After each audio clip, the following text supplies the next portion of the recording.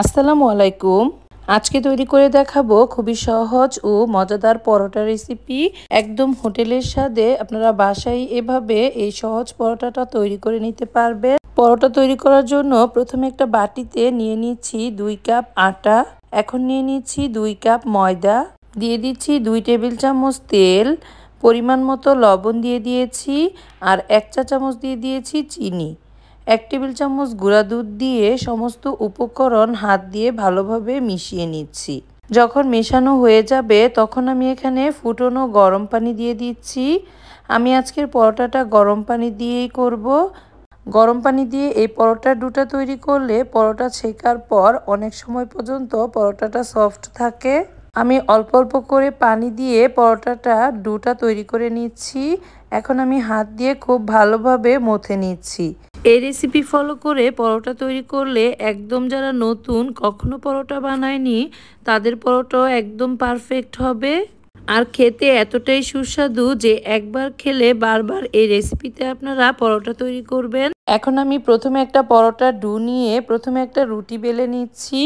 রুটির মাঝে দেওয়ার জন্য আমি বাটার আর কর্নফ্লাওয়ার দিয়ে একটা মিশ্রণ তৈরি করে রেখেছিলাম। রুটিটা যখন বেলা হয়ে গিয়েছে তখন সেই মিশ্রণটা দিয়ে দিচ্ছি। উপরে আবার সামান্য কর্নফ্লাওয়ার ছিটিয়ে দিচ্ছি। এখন দুই পাশ থেকে ঠিক এভাবে ভাঁজ করে নিচ্ছি। এটা যে কেউ দেখেই বানাতে পারবে। ভাঁজ করা হয়ে গেলে আমি সামান্য পরিমাণ ময়দা ছিটিয়ে দিয়ে পরোটাটা বেলে নেব।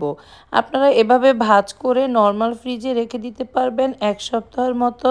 আমার পরোটা বেলা হয়ে গিয়েছে, এখন আমি পরোটাটা ছেঁকে নেব।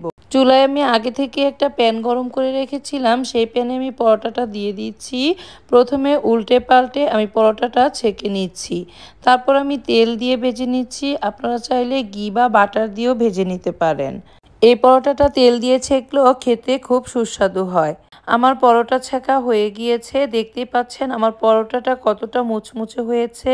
আমার রেসিপিতে এই শাহী পরোটাটা আপনারা যে কোনো মাংসের ঝোল কিংবা সবজির সাথে খেয়ে দেখতে পারেন। আর এই পরোটাটা আপনারা যাকে তৈরি করে খাওয়াবেন সেই প্রশংসা করবে। এভাবে পরোটা বানানো শিখে গেলে সুপার শপ থেকে আর অনেক দাম দিয়ে পরোটা কিনতে হবে না। এখন আমি বাকি সবগুলো পরোটা বেলে ফ্রোজেন করব।